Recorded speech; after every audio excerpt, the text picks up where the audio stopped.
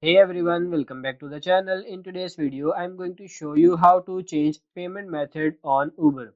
It's really simple and easy. First of all, just open up the Uber application here and then tap on account in the bottom right corner.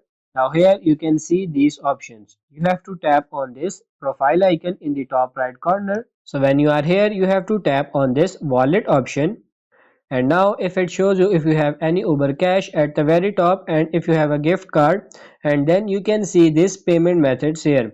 Now if you want to add a payment method, you can just tap on this add payment method, and then you can choose gift card, PayPal, Alipay, credit or debit card, whatever you want.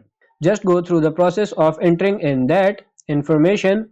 Now let's go back and say you wanted to change. So you have the payments here. You just have to simply tap on it, and then you can easily hit the remove payment method and then just add some new one to be able to update which payment method is preferred. Of course, if you don't use this card anymore, you can just hit remove payment method and then you can easily add a new one. So that's how you can easily change or remove payment method on Uber. I hope this video was helpful. If it is, like it and subscribe to the channel. Thank you.